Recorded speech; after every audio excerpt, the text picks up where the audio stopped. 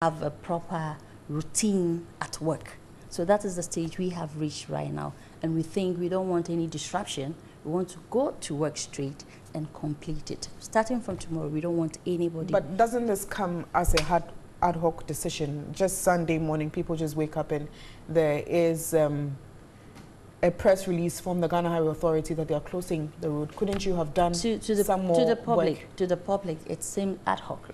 But does that make it right? No, for an engineering work, sometimes we don't even need to explain to the public because we have just realized the situation. It could even be a newly built bridge, and our climate and things could affect things for it to come to a standstill. So certain decisions, if we think that it is in the interest of this country, if it has to be during Ramadan, Christmas, or Dawn, we will stop. Now, there are some alternate routes that have been made available. Yeah. If you could take us through those routes. And there are some concerns that some of these very routes that you are asking drivers to use are not in the right shape. So probably all these things could have been resolved if the right things were done early on. Everything is being done right. You know, the alternative route we've provided the last time is the same thing we are going to give out now. We have asked contractors to go and work on critical sections to make the access smooth for our publics. And right now, as I'm talking to you, our engineers are rushing to site, not as an afterthought, because there are people already working on the rehabilitation, but we're also just going to see, whilst we were working on those critical sites, were there other places that have developed certain issues that we thought were okay at the time. As for anticipation, anything is necessary or anything could happen. So we have anticipated. But if we have to be faced with this, that's how we are dealing with it. Now, away from that, education NGOs have joined forces to demand a detailed document from government on how it intends to leave the running of basic and second cycle schools in the hands of the assemblies and regional coordinating council. Now, 2 teacher unions have issued a 7-day ultimatum to government demanding the issuance of a document that will explain why district assemblies will control basic schools from 2018. The Ghana National Coalition of Education is the next to join the demands. Writer Pierre is with the coalition. Should be somebody who has knowledge in the education sector. It's very crucial. And then also because of that, we are also suggesting that whoever becomes the district chief executive must also be at a certain level in terms of qualification. Because what we have realized is that there's always a friction between the director of education and then the district chief executive, because most of the directors of education hold masters, and because the district chief executive is a political position, some of them may not have that qualification. So there's always a friction between that. So now that we are bringing it under the assembly, we have to iron some of these things out and then build a capacity of the assembly to be able to deal with some of these issues. Because now, assembly members are going to take decisions, you know, which is going to be something that they have to enforce. So what is the capacity of the assembly in taking some of these decisions? So we have to do a lot of thinking in terms of how we want to roll out this program. Even if government want to do it on a pilot basis, I think that would help her to iron out some of the issues as and when we can. But the decision of making the assemblies have responsibility and then the regional coordinating council have oversight responsibility, I think that is a good call. But in the process, we'd have to see how we can implement it so that we don't encounter any problems. Now, for those of you who love to tour Ghana, this will definitely come as some good news, as the Kintampo Waterfalls has been reopened to the public. Now, Vice President Dr. Baomia tasked Ghanaians and managers of the facility to exhibit good maintenance of the facility to boost tourism in the region. Larry Parkwesi Moses has more. The Kintampo Waterfalls recorded its highest fatality in living memory when natural disaster struck the tourism site on 19th March this year, claiming the lives of 18 students and injuring others. The incident necessitated the immediate closure of the waterfalls by the Ghana Tourism Authority for structural works to be carried out. About 500,000 cedis has been spent on renovation. Huge and old trees which surrounded the waterfalls have been cut down and landscaping is being undertaken at the basement. Speaking at the reopening of the waterfalls, the Vice President, Dr. Baumia, regretted the tragic incident at the site which led to the death of 18 students. He stressed the need for stakeholders to guide and protect the country's tourism site.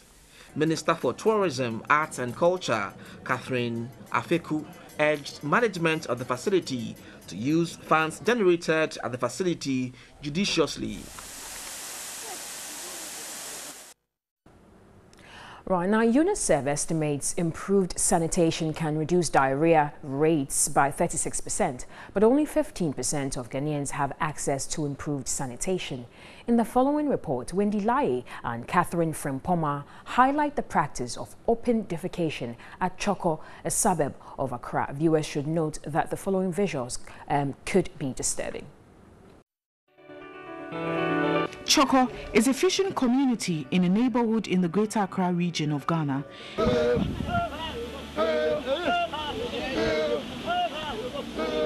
The community bordered to the south by the Atlantic Ocean with fishing and fishmongering as the mainstay of the inhabitants. Choko is a densely populated community which lacks basic social amenities such as toilets and drains. Our observation on the unsanitary conditions at the beach and seashore was an eyesore. Residents, both young and old, practiced open defecation at the shore of the sea, which is known as a toilet base by the locals. Open defecation refers to the practice where people go out to open spaces rather than using toilets to discharge fecal matter. Residents have accepted the practice, which has been a norm for years, and perturbed by our presence, it was business as usual. The activity was ongoing very close to these fishermen who were sorting out their catch. We wake up at dawn to go fishing, so it will be convenient if 2 toilet facilities are constructed here, or else we will continue to defecate in the open. Dokunete explained they were willing to pay subsidized amounts if public toilets were built close to the beach.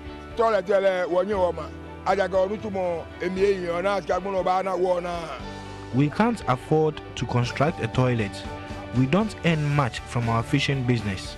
Another fisherman, Bruce Lankwe, lamented the situation was frustrating, reiterating a clean beach could have been an income earner for the region. The fecal matter bursts out and splashes on the fish.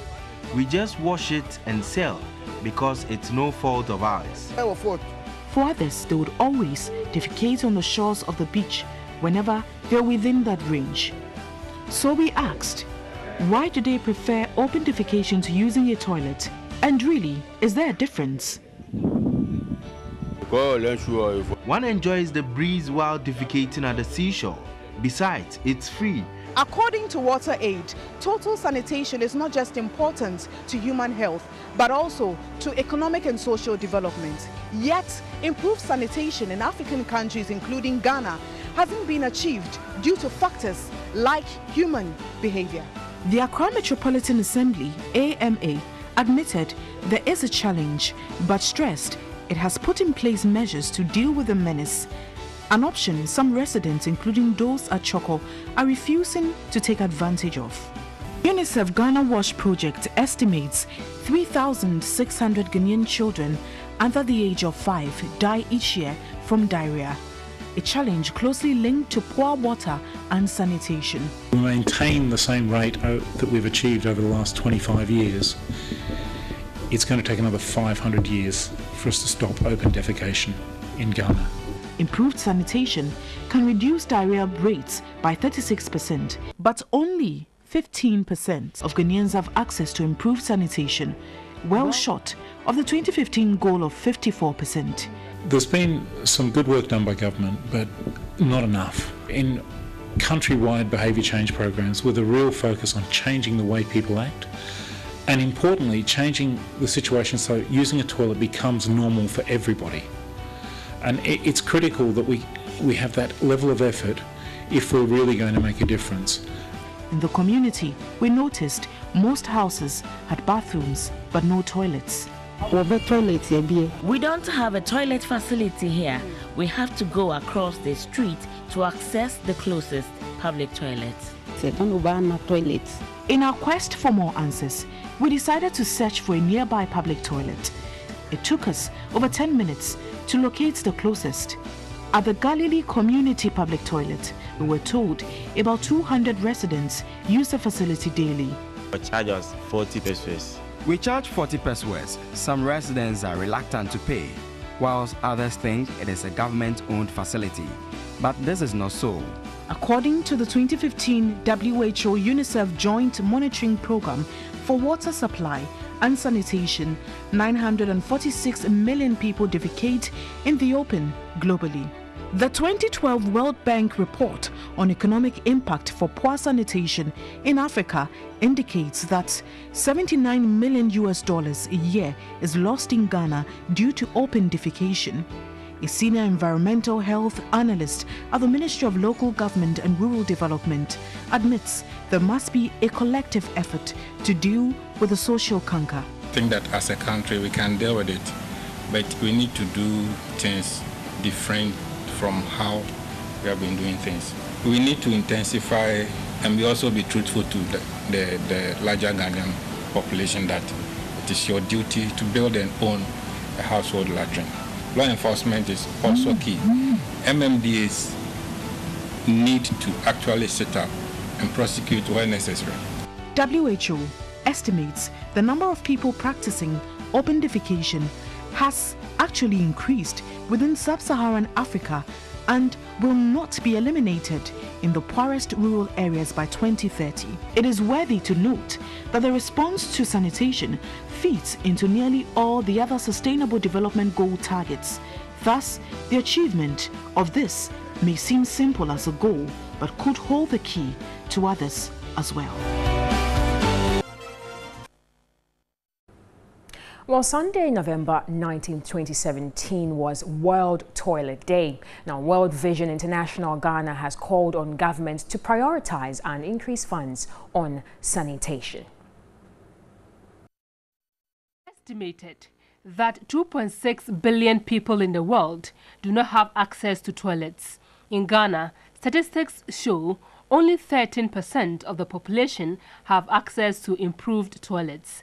The figure does not include those who share their toilets with friends and neighbors. The rest, however, practice open defecation. The news team visited Kwawoma Chichirure in the Ichima Kwawoma district of the Ashanti region, where residents still use pit latrines. Some community members who spoke to us appealed to government to come to their aid. Both men and women go to the same place of convenience. We need help. Our place of convenience is not good at all. We need government intervention. To help save the situation, citizens of the community have put up a toilet facility. Proceeds from the facility will be used to set up an educational fund for needy but brilliant students in the Chichirure community. Financier of the project, Augustine Owusu, reminded residents to ensure proper sanitation at all times.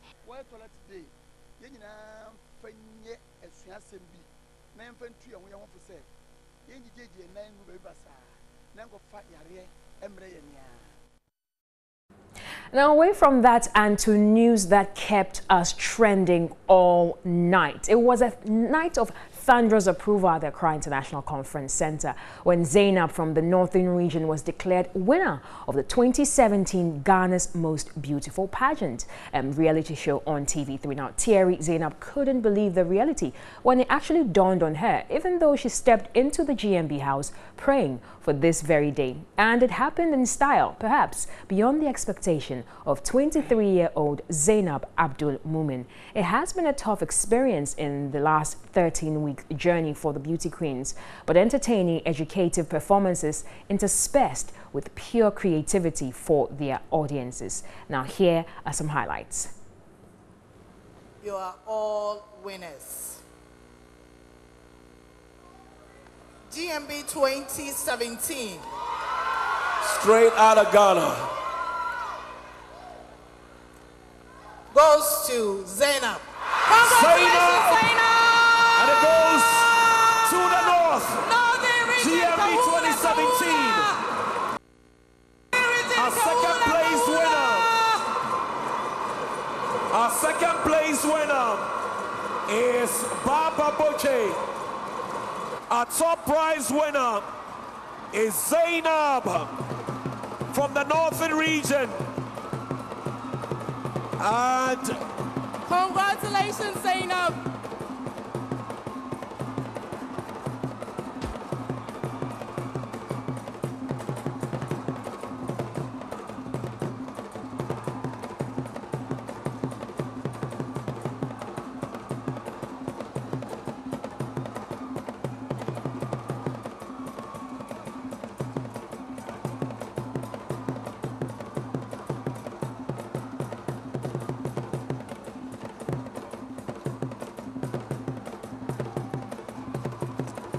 congratulations to Baba, our second place winner, first runner-up. And Zainab is our queen, the pride of the northern region. And she can't stop shedding tears. Beatrice Abe, General Manager, MGTV, make another presentation to Baba Boche. Here we go. When you see her, she is our new Ghana's most beautiful, and she came straight out of Ghana. This been a total cheat. You must see my lawyer. This been a total cheat. You must see. And it's all excitement here.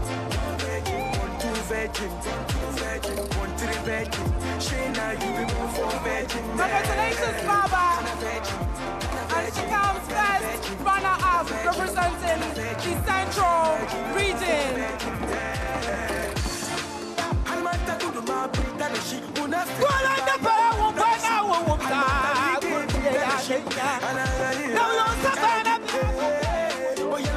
Shall we move to the foyer for the presentation of the car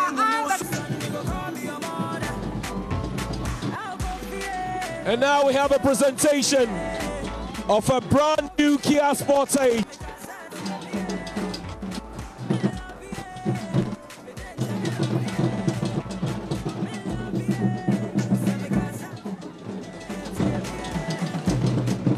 And now Beatrice Ajaman, General Manager, MGTV, presents the brand new Kia Sportage.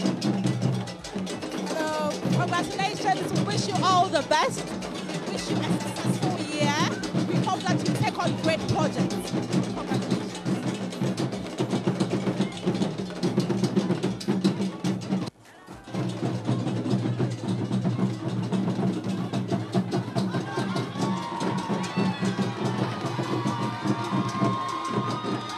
And so there the Queen sits for the very first time in a brand new Kia Sportage provided by Irata Motors.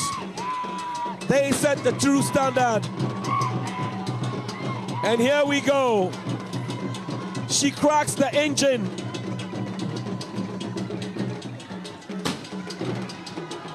Congratulations.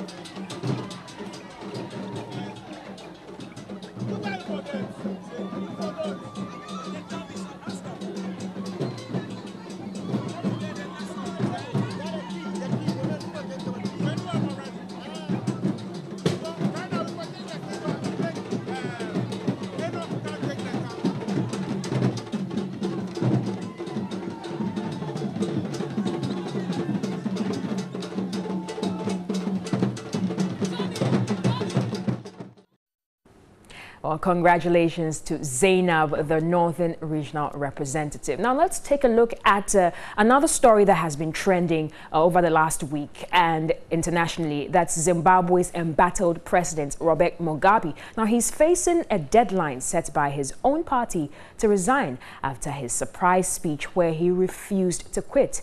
ZANU-PF, which has stripped Mr. Mugabe of the party's leadership, says it will impeach him if he does not step down by 12.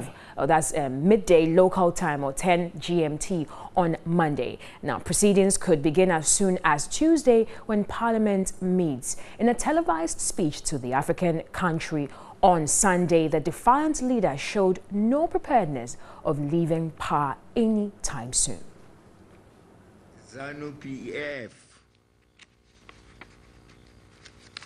ZANU-PF is a party of traditions and has been served by successive generations who are bound together by shared ideals and values which must continue to reign supreme in our nation. Hints of intergeneration conflict must be resolved through a harmonized melding of old established players as they embrace and welcome new rules, new ones through a well-defined sense of hierarchy and succession. Indeed, all these matters will be discussed and settled at the forthcoming Congress. Well, stay tuned to all our Media General platforms for updates on this particular story that basically is 10 a.m. being the deadline for Robert Mugabe. I am Solis Rose Quarter, and that's all for news here on New Day on TV3. New Day continues after this. Don't go away.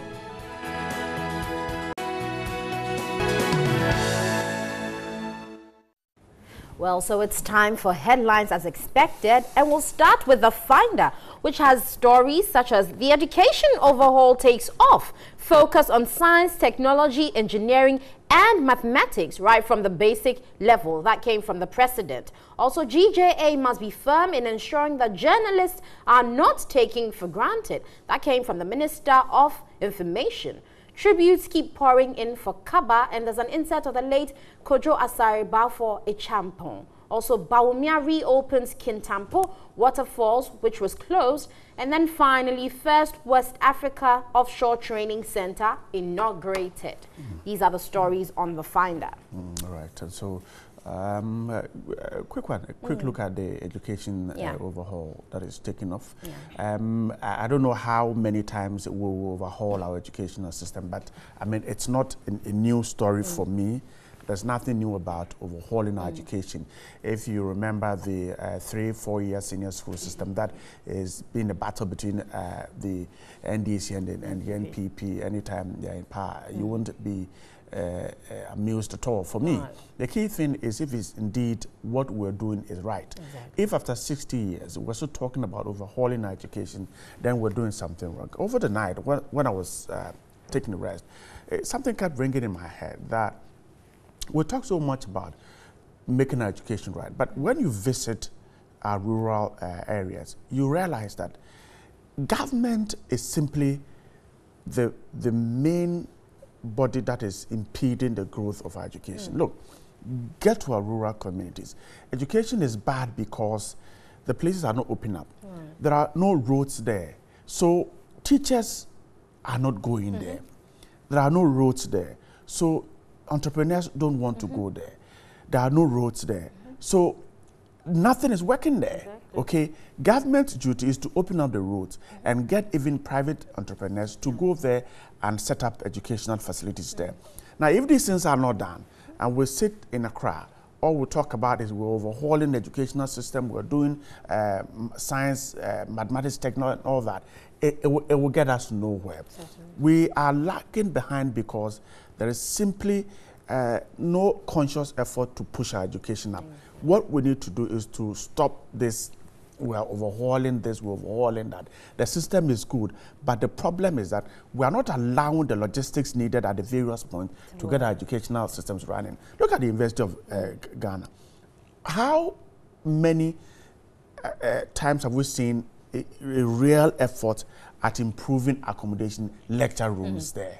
Okay, we need conscious effort to do it. I mean, if we're talking about overhauling these and we don't make a conscious effort, we're talking about this every day and it won't take us anywhere. Exactly, Brett, I so agree with you, because like doing the same thing over and over again, but expecting different results. Like you said, the implementation is not a problem per se, because if the infrastructure is laid out there, everything will fall in place. I, for one, I'm interested when they say they're going to increase the amount allocated for, research and development. Again, it comes to say that if you increase the money, but they don't have the facilities to do that research or that development, you have to stand still. The money will end up going into people's pockets because people are interested in research. But Bright, when you get out there on the field, even getting the people to actually, you have to trick. Let's say I go into a community, I want to find out the number of people who get malaria in that field. I have to walk a long distance to even get the information. Yeah. Even to gather those people is a big deal. How to get them, how to transmit that data, because you need technology. We don't have the computers in these places. You don't have electricity. When I go there, I don't have water.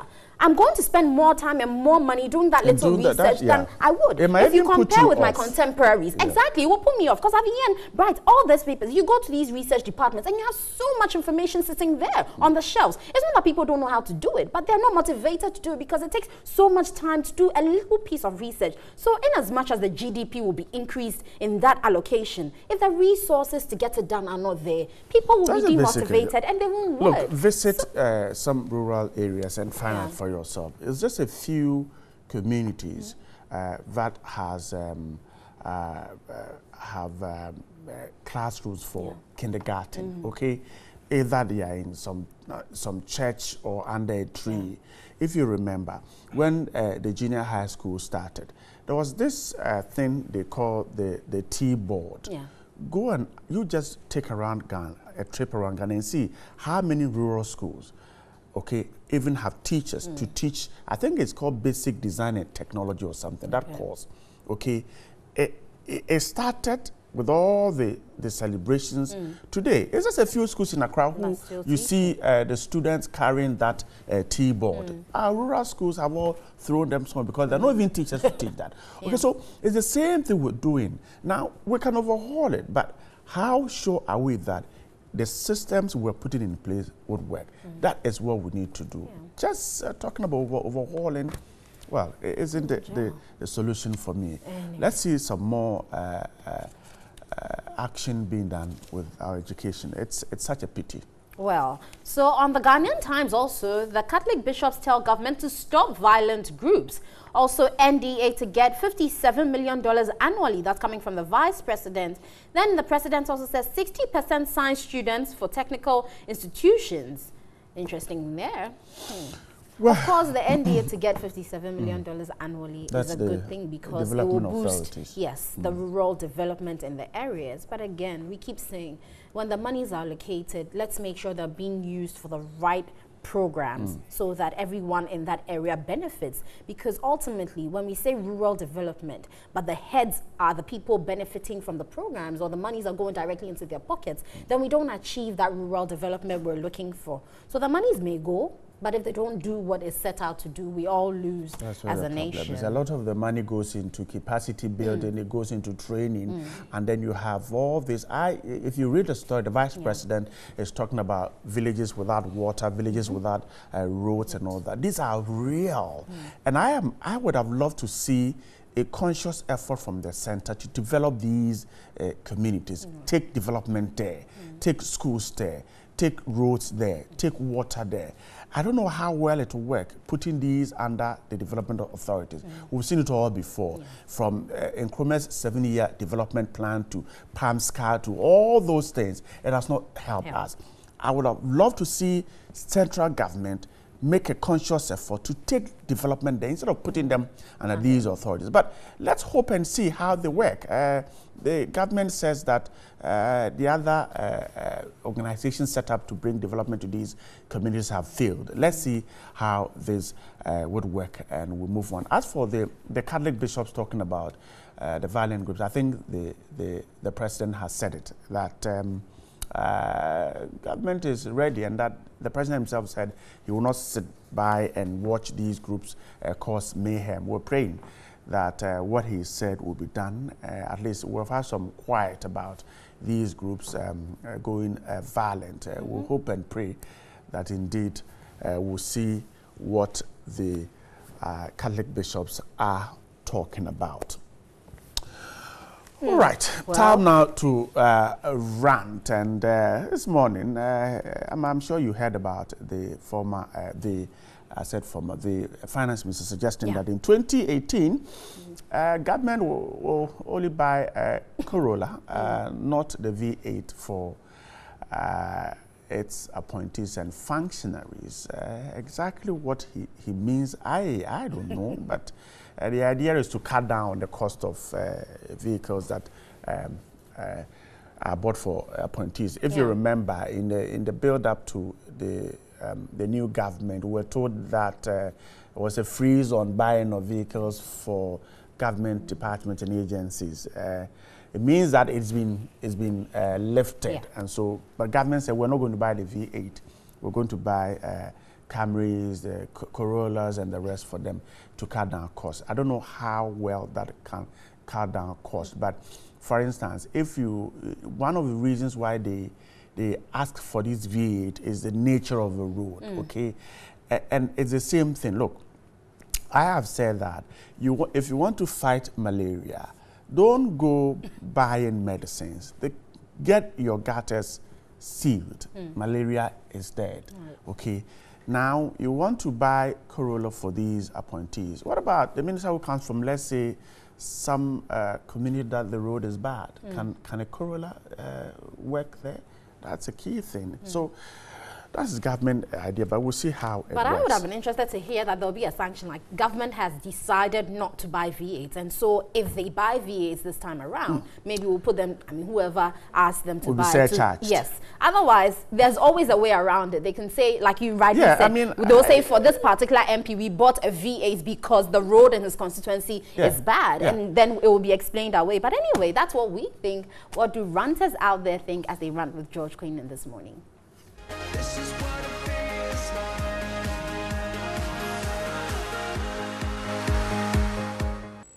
Right here is a Toyota Corolla, and don't be surprised to see a minister or a deputy driving this from 2018. A government bid to cut down costs will see them not driving V8s anymore, and it's either going to be a Camry or a Corolla. But how feasible is this directive? Welcome to Daily Rant. What they go do the V8 then buy the V8 then share give the ministers already. What they go do them? Then go buy. If they buy. I mean, they already. That's why they talk say me. I go prefer say make them use the V8 now. Okay. Sake of if they travel, me if my puppy be minister, I not go expect say my puppy go sit come inside go north with the speed then they use for road top. I no go agree. Sake of it be convoy driving. It be convoy. Listen, that thing it be convoy. So they pave way for other road users. They move them from the road. So what be your problem with if they drive Camry, they don't go fit catch. He said if they drive Camry, they don't go catch. If make I tell you something, if they clear the road safe, we they drive without car no dey the road top, but accident go fit happen anytime. But the safety for V8 inside no be like Camry. That be why escorters they clear the road. So what exactly they clear the road? You know, so what exactly are you talking about? Me, I don't have any problem. They are ministers. Becoming a minister for a state is not a small thing. I'm rather thinking that they should use their V8, but they have to finance themselves when it comes to fuel. Then what's the essence of being a minister? You need to get some benefits. What's the essence of being a teacher? Should somebody benefit more than somebody in the economy? The ministers there, they were taught by teachers. Teachers are not getting any benefits for being teachers, but they want to get benefits for being ministers. After all their salaries, they don't go to parliament. Nah. We are talking, but they are planned already. I think they are planned already. So they made their mind. So we too, as we be citizens, we thought say, we know they want and the V8 them buy already. That cost, we already incurred that cost already. The only problem I have with that initiative is we have the car already. What are we going to do with the cars that we have in the system? There is a word called auction. Auction it out. So use the same funds. Use the same funds. Auction it out. What are you talking about? They can auction the cars. They are going to auction the cars with 3,000 and 4,000 and 5,000 for V8. What are you talking about? There are individuals with money who wants those cars for better businesses. Fine. This is a simple point. We are going to purchase Camry for the state. And Corolla. Fine. Dispose the V8s. Look at the price of the Camry and the Corolla. Selling the V8 can buy 2 times. I think he has a case. Why would we dispose the V8 and then purchase what we want? Are we going to dispose the V8 at the right prices? That is what I want to know. With the right price. V8 what? Listen, let me make my point. No. Listen. The car. When you talk of auction, you don't get the same price of the car. So it depends on the way you want to auction it. What about auction to the general public? How they go for auction to the general public? We did this country where they auction cars several times. People buy them 2,000 Ghana cedis, 30,000 Ghana cedis. In some country, how much people buy them? Then go tell you the auction to the public. Somebody go take money, give one public figure, he go buy, the minister will go take. So make we no waste on our time do that auction thing or anything. The V8 we get already. Make the ministers use the V8 go wherever they go. It be very safe to drive, but make them forward in my own car. Why would government bring this directive? What is the reason behind this? It's just to cut down cost. There is a way to do it. We have the cars in the system. We have to use it and put it. It should be in our mind that from this year, this is what we are going to do. But the ones we have in the system, we should just use it and then be buying this one in addition, so that there will no more be V8. But if we are to cut it once, I don't think it's going to be possible. The government, the ministers are using the fuel. They are misusing the fuel. That is the main thing. They will go and buy the fuel, and they will be using the cars for their girlfriends to be riding it. That is our main problem. Have you seen one minister's girlfriend driving a V8? You don't expect me to see before I tell you. So don't say it. We are in Ghana. We know what happens. But don't say it if you don't have it. If you don't have it. That is what I'm saying. That I can't tell you everything that I've been seeing. You understand? I want to know, for evidence sake. We are on TV, so you are not in court. You are not in court right now. You are not in court. If you are in court, I'm telling you something. Why? That's my problem. If we are auctioning, we are auctioning one V8. We should auction it to close a gap to a Camry, because we can. A Camry will be like a 1.2 or 1.3 million. You can't sell a V8 for 50,000. You understand? So you should sell. You are selling the V8 for 50,000. Is the government going to raise another fund to top it up and go and purchase it? No. Here lies the case. We want to dispose the car, and we are going to purchase a Camry for, let's say, 1.2. Fine. Why won't we sell the V8 for twice that amount? And then for disposing one car, we purchase 2 Camrys. In that state, if one person is using a 1 V8 and it's sold out, we purchase 2 Camrys. Here lies the case. One person will also benefit from the very one person's sales. Another person has benefit. So let's take it like this. The minister and then his deputy, they've disposed one. In order of bringing down things, they've gotten an extra car. So what on Adebako? No Aqua family. On your profit. But here are critics almost into ministers. They feel so pompous. How much is saloon car? We drive a saloon car. I'm coming. The citizens driving the saloon car, are they less human? That is one question you should ask yourself. The citizens driving the Camry, they are also human, and they are. And this is honorable. Honorability works. Fine. If the car is neat, it's nice, and you're driving it, what stops you from driving? George, my guy get points. In making statements, it'll be fine. We have to auction the cars and everything. At the first point, when we auction the V8, we wouldn't be getting at the price we bought it then. Yes. Now, the cost of using a Camry to do your rounds in maybe a suburb in northern region, when you come back to Accra for maintenance and everything, it means you have to buy another Camry. It will mount. It will. You have an experience. You have an experience. With the rough roads there and the Camry, that is why they use the V8. So I'm saying let us maintain the V8. So a maintenance work can cost like 20,000 plus. That's the reason why this committee they formed recently, inquiry committee or what? You've been seeing the cost of maintenance they give to us on paper. It can buy another car. So what I'm saying is, if they've already done a partnership with any Corolla or Camry company, and then they want to help that person, give those cars at a cheaper prices to teachers and other workers. Let the ministers use their V8 from their salary. Let them buy their own fuel. Let them maintain their own cars, because other people are also doing the same with their own salaries. Why is it that when they were no ministers, they were using saloon cars and they don't have any problem using it? What's the difference between them being a minister and using V8 and honorables? It doesn't matter. You understand? A friend told me that he traveled to Nepal and he saw a minister coming with a saloon car, and there's no problem with it. So I don't see the reason why we cannot use it here. We can do it. Okay. Once we call ourselves less developed countries, and we are telling ourselves we can use saloon cars as ministers. Okay, let's look at this. Let them use the Camrys and then the Corollas. When it's, let's say, long journeys, we can use V8. Okay, so then we are adding more cost. If you are going somewhere, they should use the V8. I'm the MP for Ladakotopon. Let's see, where am I going? From Flagstaff House to Ladakotopon. They are just a stone throw. So somebody will say, why am I using V8? So the point is, okay, we want to use the Camry to cut down cost. When we are going to North, let us use the Alolo buses, because the Prime Minister of Britain uses the public transport. He uses a bicycle. Yeah. So why don't they use the Alolo then go there? There are other public transports that they can use to maneuver themselves around. That one will save us cost. The problem is, we are not disputing the fact that they are using V8. It's for comfortability. We understand. Fine, perfect. Here lies the case. You are in Accra. From your house to Parliament, you can equally drive any car at all. You can even go with Uber. You can even go with Uber. Your minister going with Uber. What stops? What does it make? It's a minister. I'm coming. Minister, if you become a minister of state, does that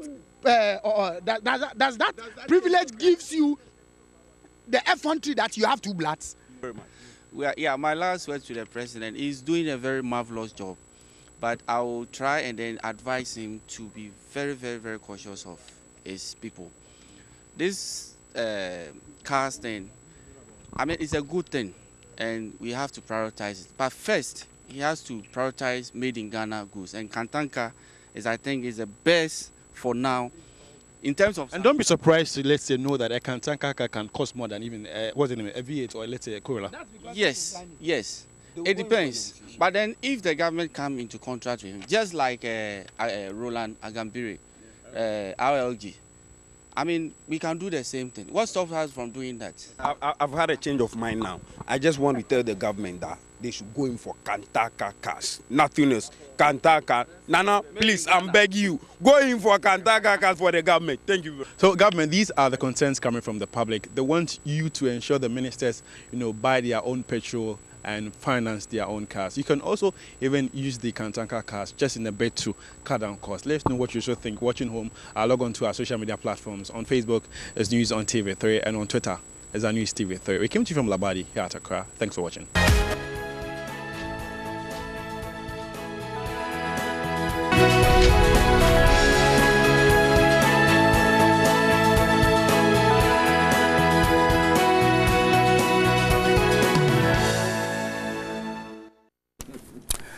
All right, Daily Graphic gets the chance to start this one. It says senior high schools risk closure, scholarships, subsidies, food supplies in arrears. The president of CHARS, Mrs. Cecilia Kwache Kofi, there at the Winneba Secondary School Speech and Prize Giving Day. The Times says stop violent groups, Catholic bishops tell government, and the Statesman says boost for rural development, development authorities to serve as catalyst. That's a big one on the front page. The Finder, education overhaul takes off. Focus on science, technology, engineering, and mathematics right from the basic level. The BNFT says government cancels 11 power agreements, state to pay $402 million in settlement. Those are some of the papers I have with me. My guest this morning, the founder of the Youth Enterprise Development Foundation, Kasisi Ricky Pepra, is here. Good morning. Good morning, Brian. I hope you are doing great. By His grace. Thanks for your time with us. And then the Member of Parliament for the Adaklu constituency, a member of the NDC, Honorable Kwame Agboja, is here. Good morning too. Good morning, Bright. And I hope you're doing great. Great. I'm expecting the Member of Parliament for the Futu constituency, a member of the NPP, Alexander Afenyo Markin. But let's start with the Daily Graphic this morning. The big one on the front page says that senior high schools risk closure. We're told that the president of the Conference of Heads of Assisted Senior High Schools, Mrs. Cecilia Kwachi Kofi, has called on the government to, as a matter of urgency, release subsidies which have been in arrears for 3 terms to senior high schools. She said senior high schools risk being closed down if the absorbed fees by government did not reach the schools immediately. Speaking at the 68th speech and prize-giving day of the Winneba Senior High School in Winneba, Mrs. Kofi said the major challenges confronting senior high schools are the arrears and subsidies, release of payment of scholarship to second and third year students, and the renege on the part of government to supply food to the schools. The event was on the theme Quality Education, Socio-Economic Need of Ghana. Now, she said that although the heads of schools has submitted enrollment figures and also engaged the government on several occasions, nothing was forthcoming, saying it is a fact that heads of schools are under serious pressure but are afraid to voice it out for fear of intimidation and sanctions. She also called on government to revert the procurement of items to the traditional suppliers, since, in her estimation, the new contractors maybe don't have the capacity to supply food items to the schools. Now, on the buffer stock, this is what she said. Now, since the buffer stock company took charge of the supply of food items on the directive of government, no supply had been made to schools, a situation which was having a debilitating effect on academic work. She said the heads had fallen on fees paid by continuing students to feed first-year students, saying those fees were also not forthcoming. According to the task president, who just handed over to a new head, the heads of all institutions had wholeheartedly embraced the free senior high school policy, since it was meant to relieve them from the challenges of demanding fees from students, most of whom could not afford to pay. So a lot of issues there raised by the Conference of Heads of Assisted Senior High Schools. Let me quickly welcome my third guest, Member of Parliament for the Futu constituency, a member of the NPP, Honorable Alexander Afenyo Markin. Good morning. Good morning, sir. Hope you're doing great. Well, by His grace, but Okay. you being in black, oh yeah, it suggests of what we all heard last week, and very sad indeed. So I'm going to add my voice to the many who have expressed condolences. And then also TV3, yesterday you ended your 13-week of yes, Ghana's most showcasing right. Our diverse culture and heritage, and our ladies did well. I was trying to get something from Merchant of Venice to quote. To describe the whole situation. They were ladies of wondrous virtues. That's how Bassanio described Portia, a lady he wanted to have as a wife at the time. So they've done well. Congrats to Zainab. She's the pride of the North. And of course, our own Baba from Central Region. She appeared very popular. She's put up a good fight. Better luck next time. I think Central have been winning in the past.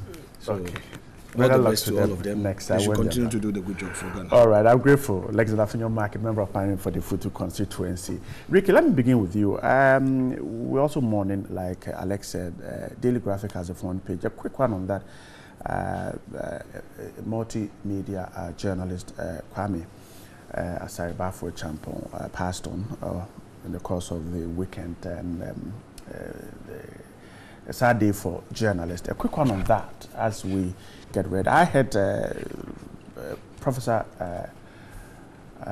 Akosa suggest that we should take keen interest in knowing how our bodies are in the course of work.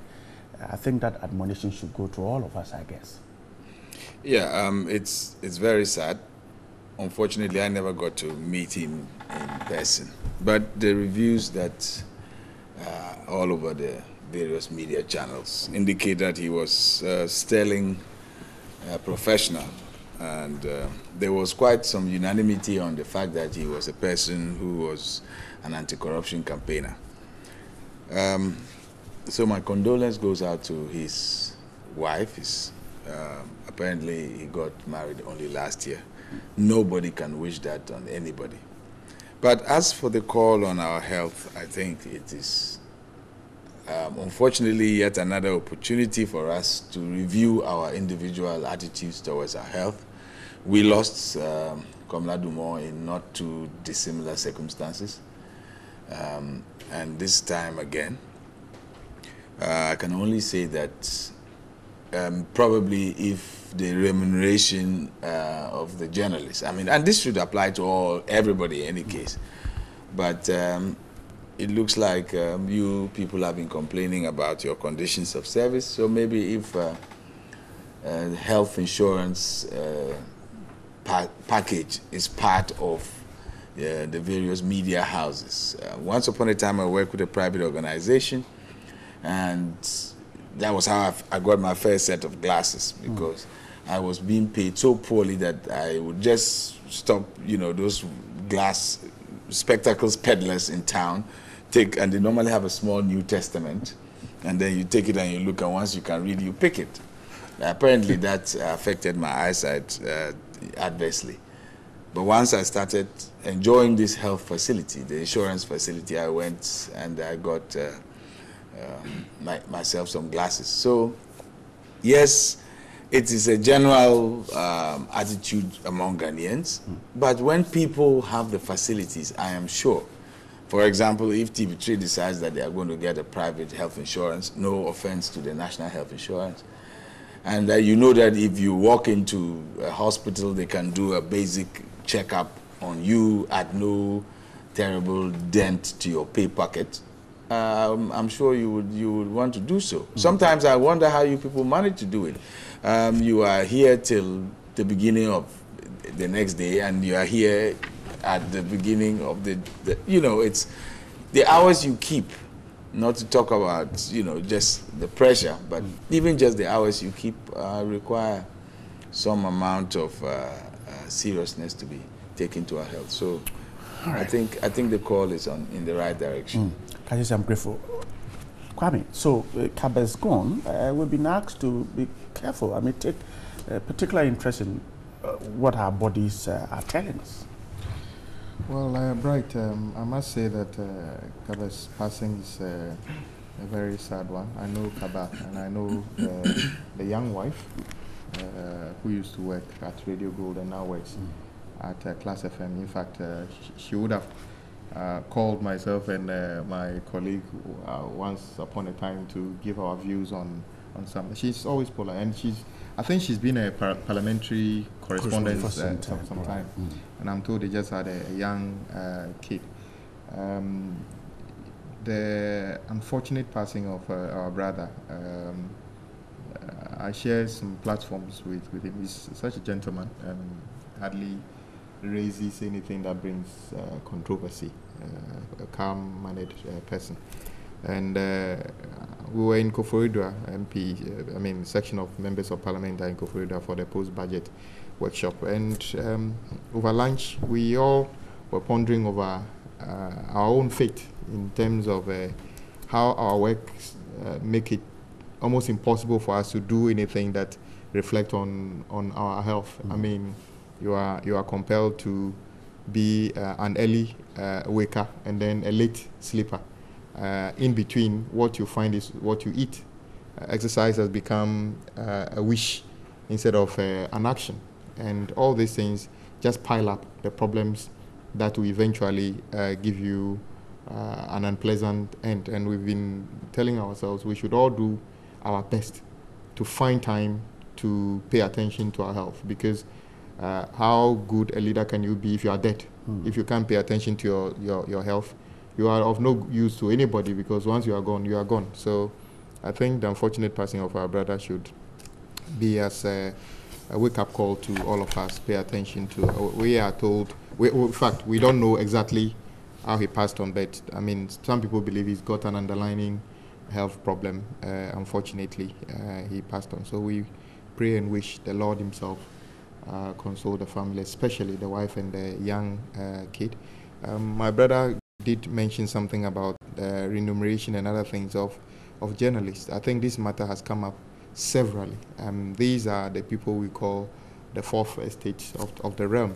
But we all know if journalists or people who work in this industry were to put their pay slip on this table for discussion now, you will be shocked.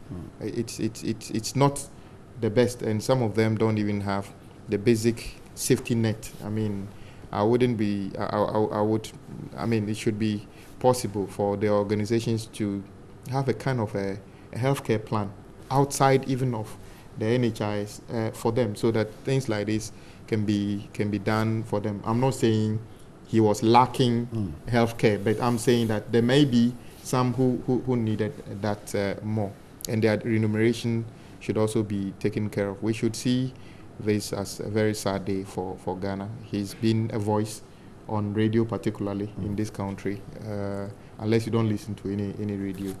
And most prominent politicians or statesmen in this country might have encountered him in the course of their life, especially in the last 4 years or so. So we wish our brother a safe journey home. We shall meet again. Right. I'm grateful. Alex, you have said everything, or you just want to add a few? Well, I mean, as we mourn, sometimes we also have to look forward to the preventives. Whether you're a journalist, a politician, a businessman, work-related stress on all of us, we don't really pay attention to our health.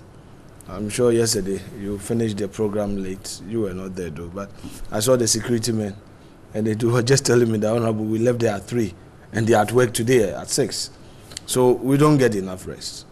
Last week we spoke about diabetes in Ghana. The rate at which is going up.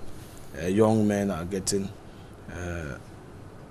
diabetes and all that. It's all because of our eating habits, work-related stress. We don't exercise and all that.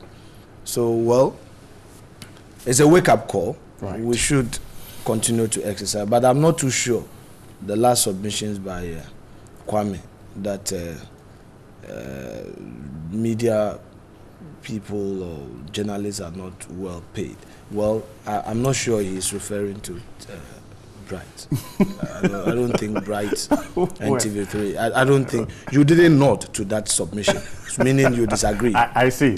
But generally, we expect those of you in the media fraternity to be well paid. Okay. And you have been championing people's matters. You've been advocate for those vulnerable in society. I wonder how you get low pay and you don't talk about it.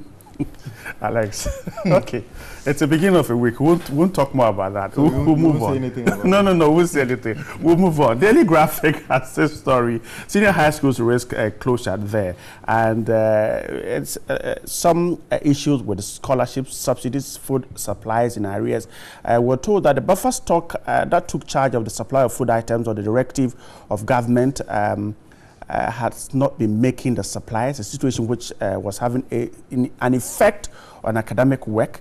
Mrs. Kwachi Kofi, the president of CHARS, is saying that government is also reneging on payment of some scholarship subsidies. Ricky, let me begin with you here. She said that government should quickly come to these schools, because if that doesn't happen, she said there's an immediate reason to close down the schools. How well should government quickly get to these schools with this alert? Yeah, Brad, thank you very much for this opportunity. I am happy that you made me the first person to discuss this matter before it degenerates into a ping pong. This issue is not today's issue. Over the years, government subvention has never been on time. So I'm hoping that we do not make this a political party affair. There must be some challenges. And what normally worries me is why we have to wait to a certain point for all these calls to be made before people wake up to their responsibilities. I particularly expect this government to have had a 24-hour surveillance on this issue because of it's one of its major policy goals, the free education.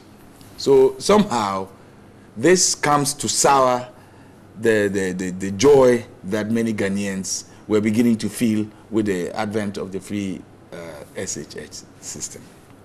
So I don't really have much to say except to say that there can't be anybody in this country who does not have an interest in the education of our children. Even if you do not have your own, you must have a nephew, niece, or grandchild in this system.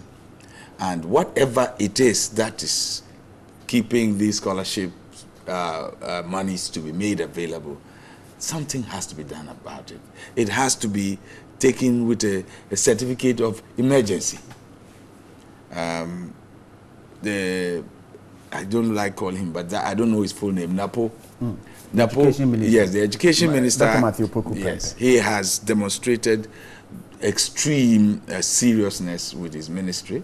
Personally, I found it refreshing that somebody who is not, quote unquote, a professional educationist has come, and we are seeing some real action. Most of the times, the education ministry would usually be second tier, third tier. They don't make the news very much unless some rowdy kids decide to go on a demonstration. But he seems to be on top of the game. So I'm only hoping that this call would actually be heeded and heeded on time, so that we do not have an unnecessary glitch in this new flagship program of the MPP. I'm grateful. Kwame, the Char's head is raising some concerns, one of which is that, for instance, food supplies is also not coming in. And she's saying that in her estimation, the new contractors maybe do not have the capacity to supply food items to the school. So she's asking the government should revert to the procurement of items to the traditional suppliers. Perhaps she's in there. She might have seen what is actually on the ground. Well, my other colleague said it shouldn't turn into a ping pong. We normally shouldn't make it a ping pong. Indeed, the issue of our education is at the heart of wherever we want to go in the near future. If we can't educate our children properly, when we are gone, this country will be rotten. I am sure most responsible parents will commit a significant portion of their resources to giving their children education. Indeed, the current government have made free SHS. They've taken free SHS in the middle and made it a significant political issue, and then have now gotten the opportunity to make it a reality. At Koforidua, during the budget review, it is beginning to appear that we are stifling investment at a basic level, because if you have people at primary and JHS level who didn't get enough funding, so the resources were not there, I don't know what kind of free SHS you ought offer in the middle when people didn't get the proper foundation together. So the warning to us was to ensure that whatever we do with free SHS to make it sustainable should not be at the expense of basic level. Now, when you come to what the head of CHAS was saying, it's quite simple. In the past, the head of Adaklu Secondary School could rely on a local maize farmer or yam farmer or something to source those things locally. As of how she manages to pay them as and when the capitation and other things come is her own business. It appears currently we are being told that Buffer Stock Company would supply some of these things. This report is saying that maybe that information that Buffer Stock has been, not will be, been supplying things to the schools may not actually be accurate, because we are also being told that there's new supplies on the block which are being procured at a different level. So the local idea of let's cook local stuff for our children in local areas is being taken away. That is what she's talking about. The sad one is that you will notice that the heads are saying that it is the fees from the continuing students, some of the fees they pay is what they are using to run free SHS. In other words, those who were denied the opportunity to get free SHS from the beginning are now funding those who came in on the back of getting free education. What an injustice this can be. I don't think you can be a bigger injustice to children in free SHS than this, because they all promised last year to get free SHS. The government came and redefined what free SHS means and say that it's only for first years. Okay, reluctantly, some of them have gone to pay their fees, and some came in free, which they are happy. Only for those who were denied the free SHS to be funding those who are running free SHS. I think it's a wrong thing. But right, there's a bigger thing we need to think about as to whether the investment of 1.5 billion per stream, adding to probably 4.5 billion, 5 billion, if the full stream is in motion, is the best way. And I'm saying, if I have the opportunity to pay the fees of my kids, I doubt if Honorable Afenyumaki and my colleague here will say that Ricky, they are so poor that they couldn't pay the fees of their wards. If we can pay, why are we compelled to not pay? Isn't it the case that we should rather create a system where the vulnerable, those who can't actually pay, are the ones we support?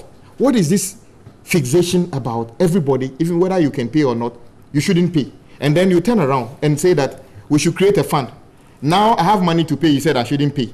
But you are asking me that I should go behind and come and put money in some susu kind of account so that you use it to fund education. I don't think, look, advanced country, how do they do it? I had a kid in London. When my salary was below a certain threshold, she qualified for, what do you call it, free meals at school. When my salary got above a certain threshold, immediately, they cut it off. They said, she must come to school with her own meals and other things. It's called means testing. You can say that, oh yeah, this is flagship prioritization for the country. It's free SHS, everybody should run. But we are already being told. We are diverting resources from the basic up to JHS level at the expense of SHS. And I'm saying that, fine, if we can find the money, not a problem. But you can already see, even investment in infrastructure, in teachers, is beginning to suffer. Even before the end of the first year, we have work to do. It should be there is the wish of every citizen of this country to pray and wish that government, any government that rules us, succeed in what they want to do. Why? Because that is the only way we can see progress. It shouldn't be the prayer of anybody to see free SHS fail, because if it fails, we have thrown money away. But unfortunately, we are not capable of compelling government to do the right thing. So I think the education minister, as said by my brother, but I must say that the previous education minister did a lot of work. In fact, a lot of the transformation that we see today was already there. The new minister has come with championing new government initiatives, and I have no doubt he's doing a good job. But he's got a bigger job to do to ensure that the president's vision for education particularly is realized for Ghana and for everybody. The president acknowledged these challenges and said that work is being done to fix them. But Charles is suggesting that there should be an immediate means to resolve this: scholarships, subsidies, food supplies in areas. That sounds quite worrying. Well, I agree. It sounds quite worrying. I mean, these are realities. So obviously, if somebody is able to boldly point them out, it is for the attention of government and for government to look at them. But of course, you agree with me that the government has been most proactive with regards to education, launching this free SHS thing. In Europe, until recently, most countries in Europe had scholarship even at the university level. And it was, the emphasis was not for the vulnerable alone, it was for everybody. when we introduced the health health insurance program, it wasn't for the few, for the many, or for those who could not afford healthcare. It was a general purpose intervention. Similarly, for this free SHS, yes, I've heard arguments that, okay, why not limit it to those who attend public schools? Say, if you attend a government-owned JHS, you qualify and all that. We've had several arguments. There are our friends in the NDC who hold the view that, oh, it should be progressive, you must have the infrastructure first and all that. That's their argument. But this government says, look, let's be bold. Let's roll it out. Rolling it out in itself will keep us on our toes by prioritizing and making sure that resources of this country are utilized in a manner that will benefit the people. So I am not against the idea of even setting up a fund. It's for the future of our children.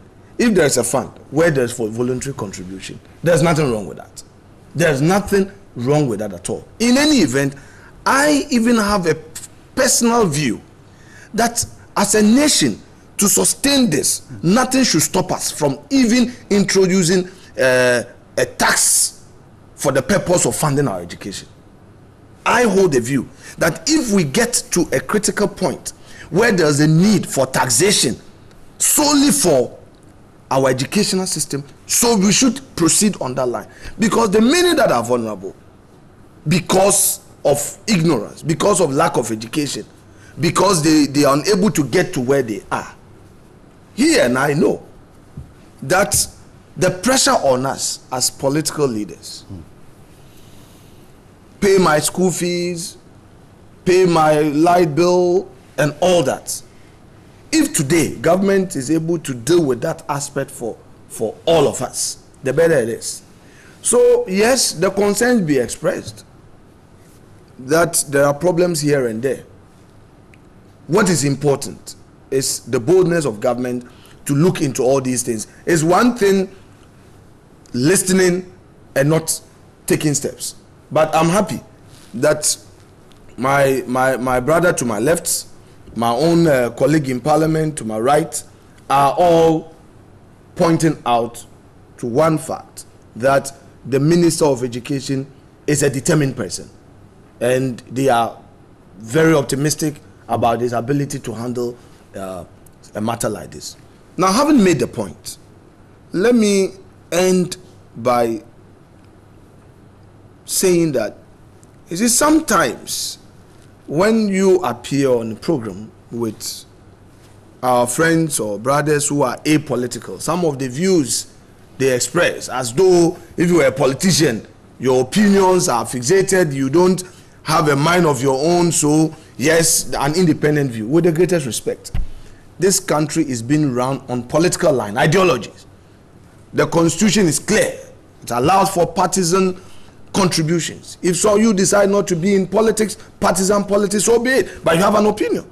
So I would want to urge our friends who are apolitical, that sometimes when you proceed your views as though that is superior, this is so independent, you don't want ping-pong thing, and I'm happy I'm the first to express this view. No, make your point. I am a politician. I chose to be a politician. He chose to be a politician. We come to represent the views of our party. We have our manifesto. So the fact that we express the views of our respective parties, okay, doesn't mean that we are prejudiced or we are not making the point for the benefit of this country. After all, it is political leadership that has brought Ghana that far. Kwame Nkrumah was a politician.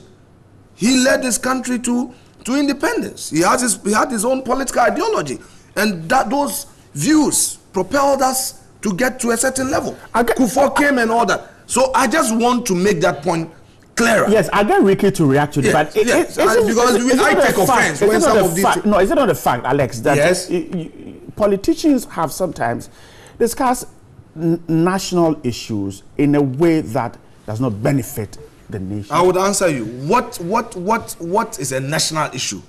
Okay, a national issue. Hold on. I look at a national. Hold on. A national issue. A national issue is looked at with a certain spectacle.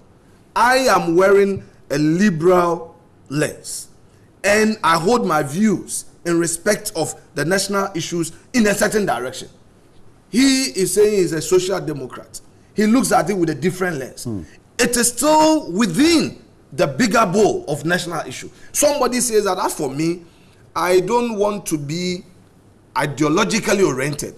As for me, I would want to look at it this way or that way. That is also that person's opinion. I am saying that whichever way, let's give respect to our respective views.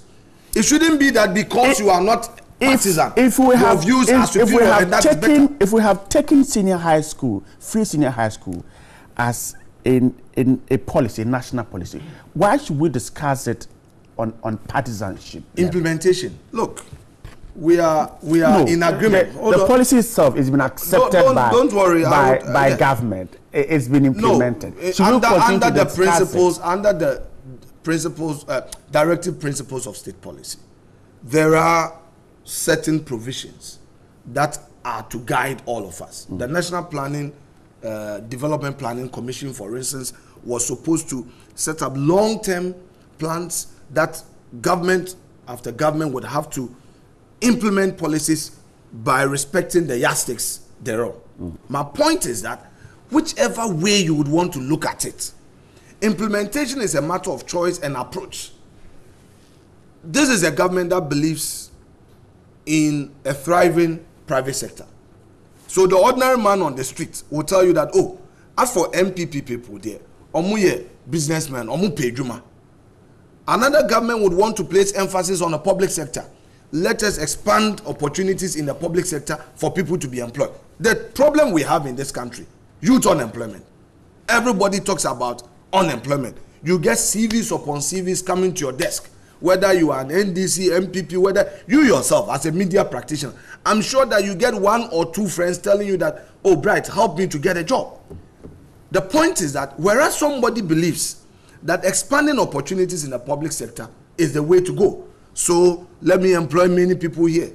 Another person would also want to hold a view that, okay, let me encourage private sector initiatives. Let me encourage entrepreneurship. Let me get people to get into the private sector so that they can employ people. Again, taxation. Somebody would hold a view that, look, let me give tax breaks for industry to expand. Others would say, no, let us tax those companies, those rich companies. They have so much money. Let us use that money to develop other areas. It's a matter of approach. And I'm saying that all these things work together in the national interest. It may be partisan. I conclude by saying that anybody outside the partisan political circles must not see his views or her views as so superior in the national interest than somebody who is in a partisan political circle. That is a wrong thing, and today that must stop. Alex, I'm grateful. Yes. Ricky, is that what you meant? That those who, for instance, would discuss this SHS risking closure or on a partisan basis, their views are superior? Is that what you meant? But you know, that's not what I meant. I was considering not even dignifying this outburst with a comment. Essentially, Ghanaians will bear witness that beautiful discussions have tended to be approached from entrenched positions. Nobody doubts the intent of politicians. Nobody needs an education on the Constitution this early morning. We are saying that over time, brilliant, well-intentioned people take entrenched positions to the disadvantage of the matter under discussion. From my brother's presentation, I couldn't help but hear him use must. That is not democratic. Should, ought, will want to consider is more like democracy. I will be completely wrong if I thought that my ideas on any issue were superior to another person. That, on what basis could they be? I meant to say, and I will always say, that people do not see things from a specific, to join this a position to the extent that the matter that is being discussed is not discussed properly. And believe me, right, that intervention this morning has affected the quality of discussion here. That I came out that way has affected the quality of the discussion, because somehow we've agreed on something. That's a rarity. But he said he was offended. I didn't intend to offend anybody. But politicians sometimes make us feel that just because Mr. A is in power, I mean, we see it everywhere, on the discussion on the budget. There's commentary on the social media everywhere that as for this opposition, they don't seem to see anything right with this budget. Once upon a time, when the government in power was in opposition, and they seemed not to see anything right with that budget. So don't make it look like I'm discovering a new alien on this planet. Okay, Ricky, I'm grateful. Let me break one bit. Yeah, right. Even I can understand what Honorable Makin is saying, but what the explanation by our colleague is also in place. I mean, the fact that he says he's not intending to say, I mean, his views are more superior. Because, look, we live in this country. I'll give you one example. There's a village in my community called Available. In fact, there was no school there. We actually established a new school and everything. And I had a text message from a lady saying that she wants to go there and teach the children self-confidence. And she was sending me regular text messages. And apparently, you know the volume of messages we received. One of them suggested that she needed a vehicle from me to do that. I was there, and then somebody got a page from her Facebook page telling me that do I know that there are some students in my community who couldn't do proper spelling, that she required help from me in terms of vehicle to go and visit the school, and I blatantly refused. This is a lady who can't understand that through our effort, collective effort, we actually established the school. If there's a problem, and indeed I know there are problems, the best way to deal with it is to go through the education directorate. So indeed, I contacted the education director. I am not one of the people who would agree that when you say, I want to do health screening, then you can ask my district health director. So automatically, I would order you to go into Adaklu and do that. I'll tell you, let's use the district health director. If you want to do anything about education, I'll say, let's go through that. But because she's got an organization called an NGO, she believes that once she goes there one day to do whatever she wants to do in terms of helping them, she's more superior than all the effort government, MP, assembly member, the community have been doing to improve education.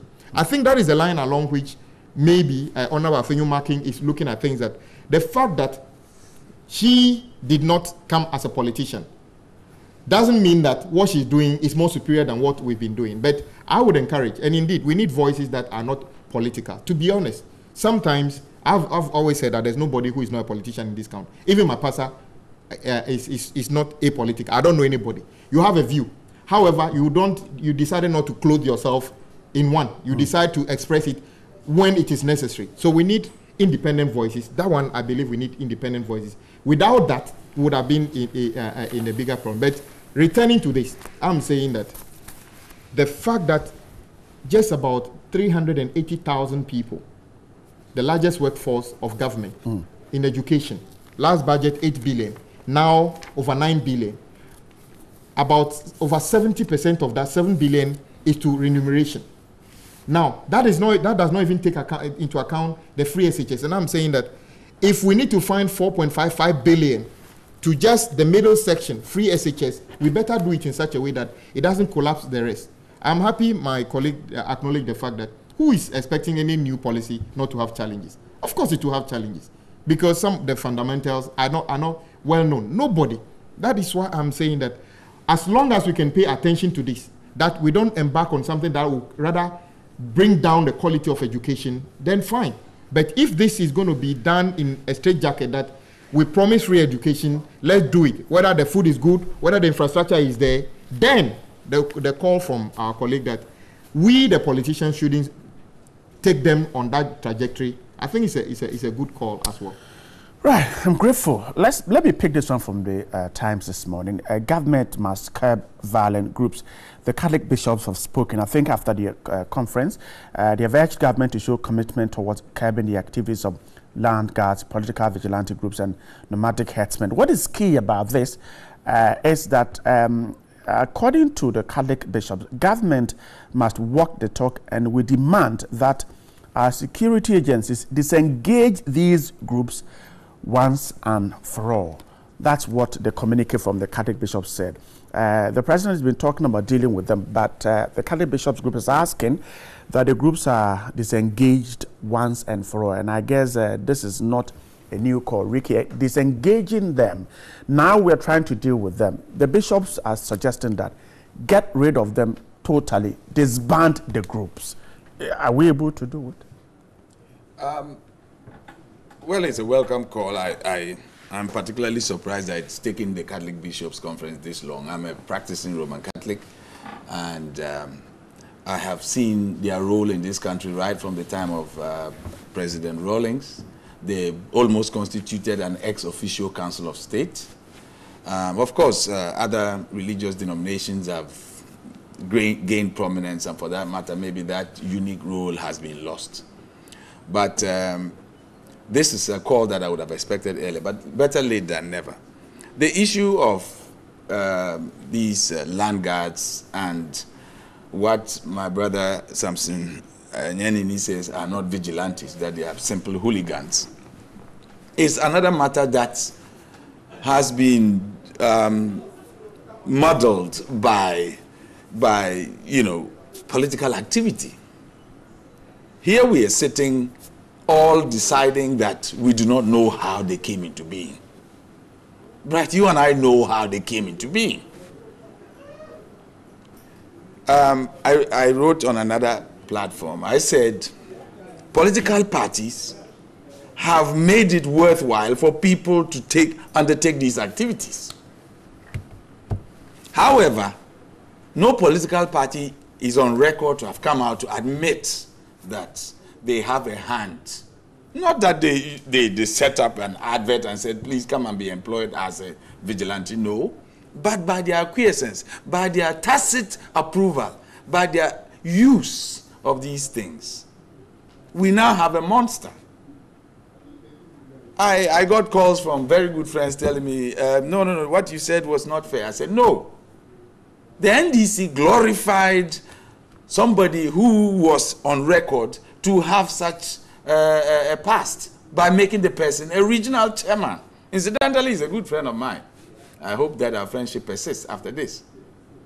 But that was the wrong signal we sent. I don't want to go into, we all know the facts of the matter. So until we become honest. So today somebody will say, oh, it's because of unemployment.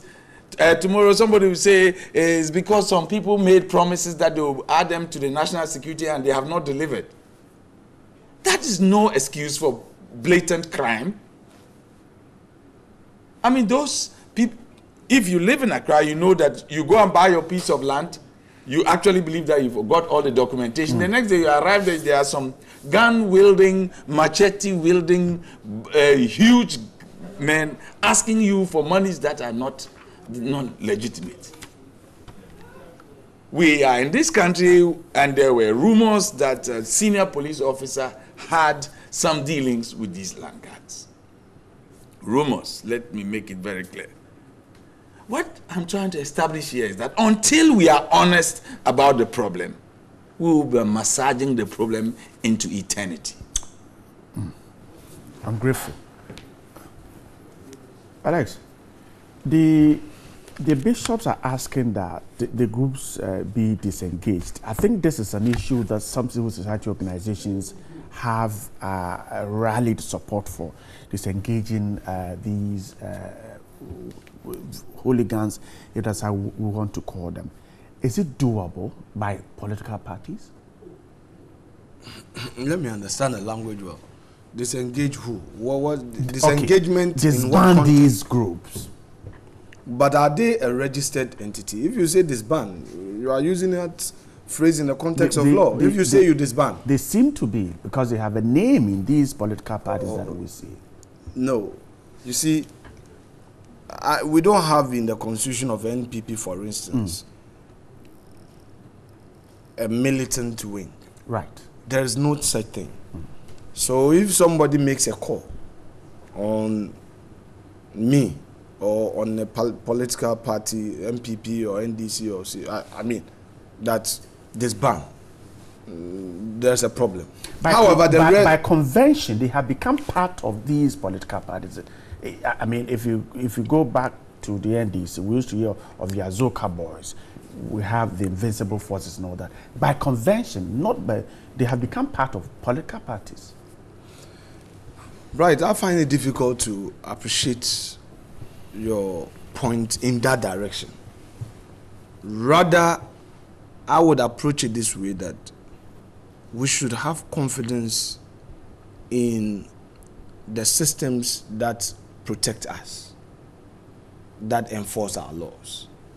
So, for instance, if I am in opposition today and I'm campaigning and something happens and I'm able to point it out to the police, and the police in my area are able to protect me or address that problem, I may not be compelled to get my own private security, or I may not be compelled to get some youth to protect my interests. That's, if you are talking reality, that is how some of these things generate.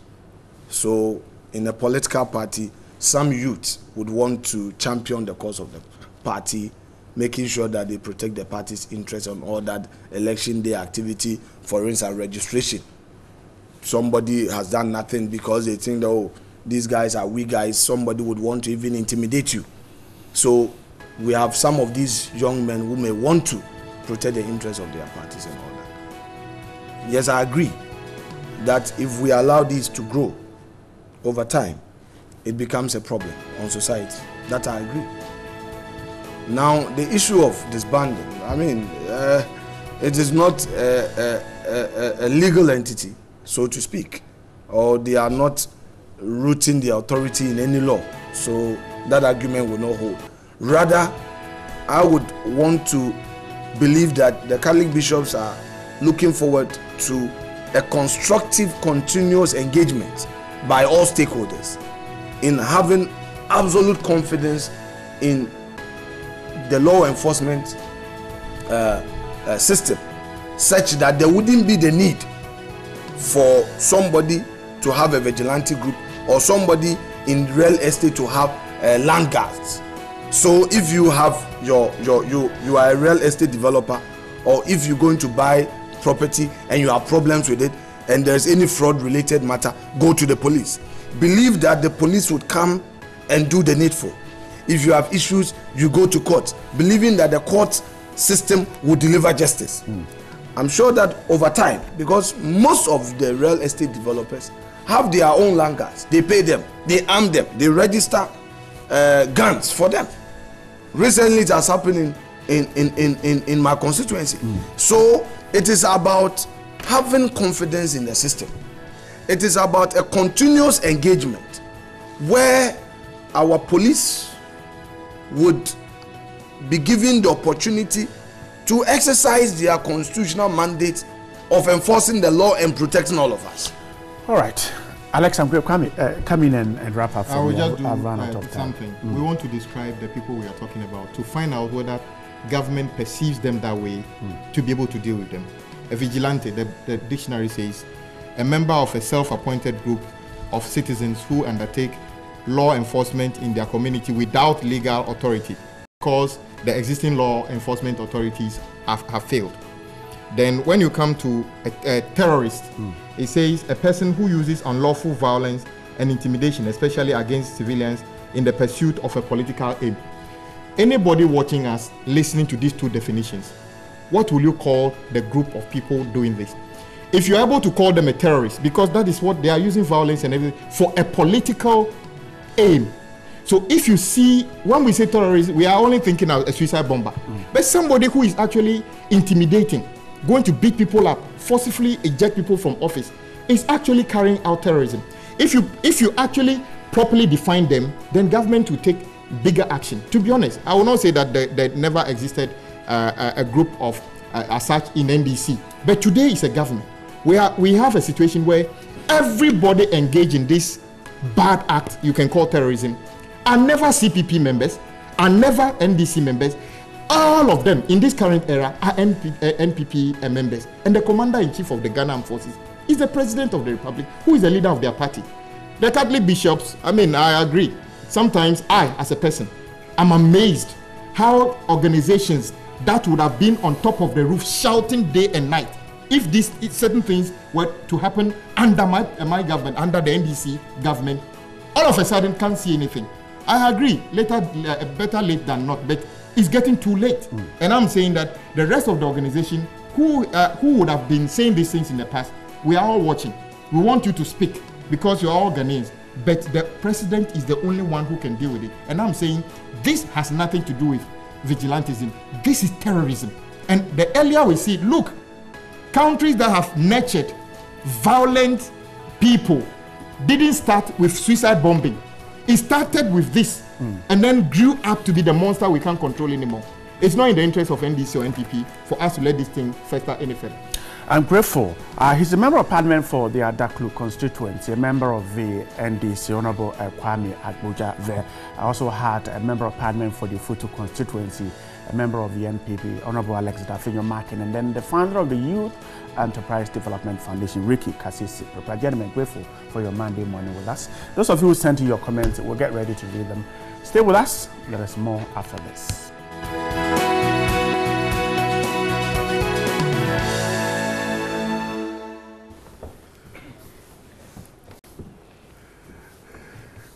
So welcome back. Let's do some messages now. It says, hi, good morning. I want to say congratulations to the Pride of the North, Zainab, and Alhamdulillah to the Almighty, and the rest too, congrats, because they all did well. That's from Nafisa Hamadu from Dodowa. Also, repairs on Yape and Buipe bridges again. How many in just this year? We need to be serious as a nation. I think some people are using it to chop government money. Are the engineers really engineers? That's coming from Abukari in Bogatanga. Good morning, bro. Kindly help me with a birthday message to my daughter Hilda Oparijan from Father Emmanuel Oparijan of Daily Democrat newspaper and the entire family. Good morning, bride. What is the point in introducing subjects we cannot have materials to teach and learn to their full benefits? We have virtually politicized everything in this country, including education. We can't have education improved when all policies are targeted at pupils who live in the cities only. The pupils in our rural areas have been neglected for far too long. I teach in one of these areas, so I feel and share the agony of these pupils. Overhauling is not the answer. Provision of the materials needed, putting measures in place to make the teacher comfortable, and proper supervision are the sure ways to making education better. That's coming from Komla Selikem in Kitikrachi. Also, Al-Hassan Wawana in Wa says, good morning to you and your viewers. The Juma budget that was read on Wednesday in the Parliament House clearly shows that the competent President Nana Dankwa Akufo-Addo and MPP are committed to serve the good people of Ghana and to transform the economy to the desired level. Also, good decision. Corolla and Camry are good regardless of securities. After all, they are supposed to maintain the roads and they are not. Okay, so they should not be allowed to risk, or they should go through the risk, I guess, like every citizen does. From Justice Azuma inside Ayopia. Also, good morning, TV3. Congratulations to Zainab and TV3. Please, when will Daily Run to come to Northern Region? I like your programs. That's Nicholas from Tamale. It will surely get there. Also, good morning, TV3. Please, why did the government snub the sports sector when presenting the 2018 budget to Parliament? Or just because the Black Stars did not qualify for the 2018 World Cup in Russia? Eyasemo, that's Ismaila Ali and Nima. Also, good morning, Mr. Bright and the panelists. Is a painful loss to journalism in Ghana. May God rest his soul. I wish we won't miss another good man anytime soon. That's coming from Michael in Sominga. Also, the stubborn fly always follow the corpse to the grave. MPP, where... MPP haven't told the distraction the free SHS will bring, but they wouldn't agree with good Ghanaians because they were interested in punishing these innocent children. And here we parents are now regretting on this azar-free SHS 2020 in one corner. That's coming from Prof. Shak in the Northern region. Also, Taufik in Tamale says, good morning, Bright. I think we are just about to ruin our SHS system. This government is in mad rush to implement its manifesto. Ghanaians are known to talk more and do less. We have very, very good ideas when we talk, but to implement it, it becomes a sham. If care is not taken, we will turn our vibrant SHS into the current public primary and JHS free, but no serious parent takes his or her ward there. Also, the challenges of free SHS policy will not end soon. In fact, the challenges will continue to take great shape of problems because government refused to back down and take a second look at its implementation. The problems are across the whole 10 regions and it is bizarre. That's Alaji Willie P and Efiakuma. Also, good morning, TV3.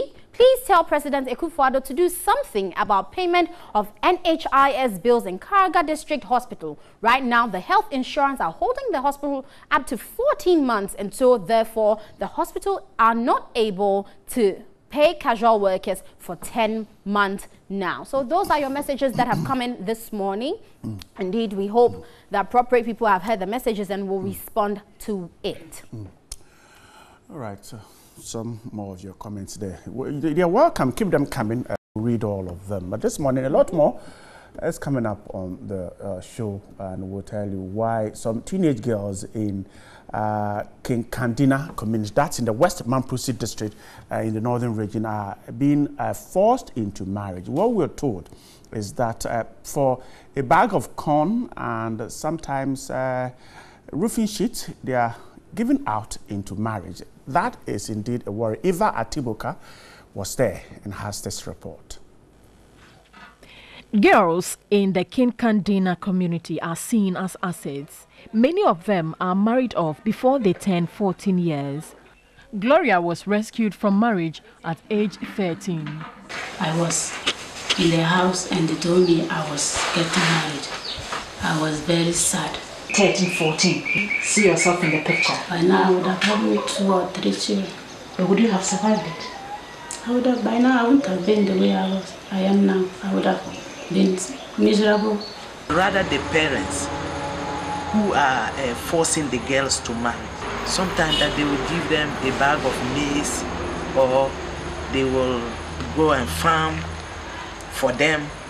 Talking of Gloria case, the man promised the father that he will roof 2 rooms for him. That is where the whole thing started. At age 18, some already have 3 or more children.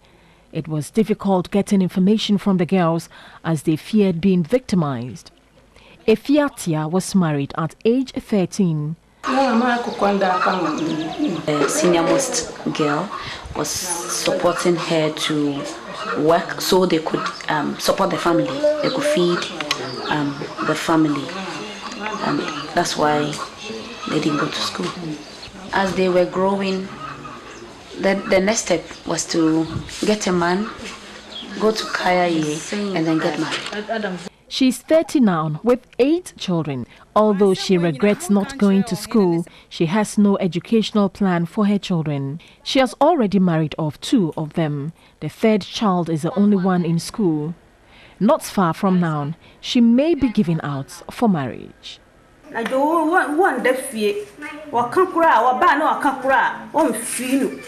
She is 13 years old and might drop out of school because she already has a boyfriend and does not sleep at home. We try to discipline her, but she is very notorious. So marriage is the only option.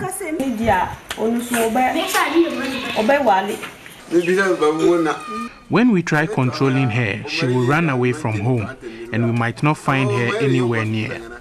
Efia's husband has shared his responsibilities, further deepening her plight. Feeding the children is a challenge.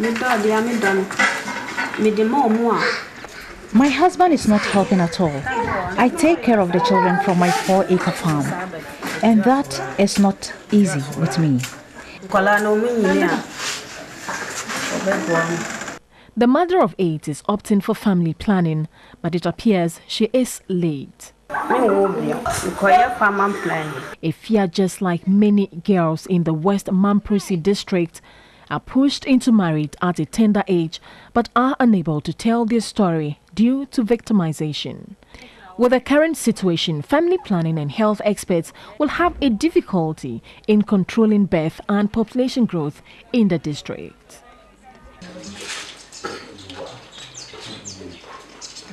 Sad situation there, and girls being given out in marriage at that age. And it's interesting, Amma, when you go up there, what you find there about how the education has to be truncated because of this. But we'll tell you more about that later on. But for now, let's jump into Zimbabwe. It's just about 8:38 here, 10:38 in Zimbabwe, Harare. Wisdom Nzungari is the editor of the NewDay newspaper in Zimbabwe, and he's just joined me. Good morning, sir. Grateful that you have joined us. Great, how are you? Great. Now, let's begin from here. President Mugabe in the speech raised some concerns, one of which is the fact that he thinks what is going on is illegal, it is unconstitutional, and he says he wants the right thing to be done. 12 midday local time, he's been asked to step down. Is he going to step down? Look, I think the question of the president stepping down is far, it is too far-fetched at the moment because they want to follow the law. So his political party, ZANU-PF, yesterday recalled him and elected somebody to replace him. So they are not going to charge him that effect. Obviously, he is not going to be representing his party in the next election. That's in 2018, because they've elected his deputy Mnangagwa to take over. They say the reason why they recalled him is to say he is now incapacitated. And they want him to rest. And I'm sure, according to the wedding, they want to protect him even from persecution. I see. I'm trying hard to hear you, but is what you're saying the fact that you think Mugabe is finding a way not to step down? Very true, yes. He will not step down by himself. And in any case, the law in Zimbabwe, the constitution stipulates that the president cannot resign, cannot announce his resignation. He writes a letter to the Speaker of Parliament, who will make the announcement to Parliament. And I think that this will be done tomorrow. The reason being, the ruling party yesterday activated a clause to say they are going to impeach him. That's tomorrow.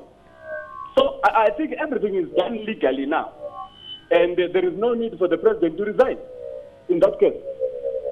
I see. Now, those members of ZANU-PF party who said that they have sacked or relieved Mugabe of his position as leader of the party, Mugabe is saying that they do not have the powers under the constitution of the party to do that. Apparently, they do have the mandate, and legally they can do that for as long as they constitute a quorum. And the quorum consists of all the provinces, and the country is 10 provinces. And all the 10 provinces resolved that the president must be relieved of his duties, and that's a quorum. So legally, they can do that. I see. Is the impeachment process going to be successful? Sorry? I'm asking if the impeachment process will succeed. I'm asking again, with the impeachment process, the process to get Mugabe impeached, Can it succeed? I think it will be very successful. Why? Because if you look at what happened over the weekend, where both political parties, opposition and the ruling party gathered together to demonstrate against this long rule, it will tell you that the impeachment will sail through very easily, unless something happens. But I foresee a situation where the ruling party and the opposition are going to gain against the president. And this will happen tomorrow.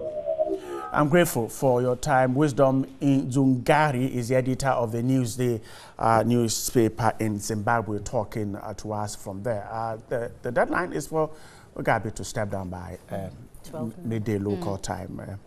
It will happen, but if I were Mugabe, I'll step down.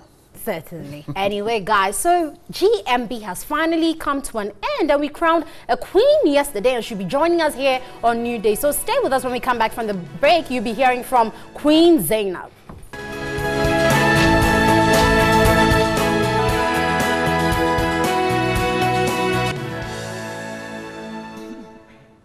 Well, so we promised and we've delivered. GMB has come to a close, and we have Queen Zainab, GMB Queen 2017. She's from the Northern region, and she's here with us. Good morning, darling. Good morning. You don't look like you slept at all. I'm sure you're jubilating all night. In fact, I was overexcited, so I couldn't believe it.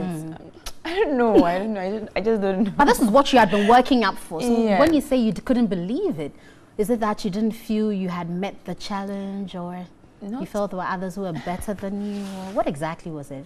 Not really, but then it's a competition, Right. and I know my strength and I know my weakness. So I really wanted to work very hard for it. So I just spoke to myself, Zainab, it's a competition, and you are here as a region, not an individual. So whatever I do, I try to put my best in it.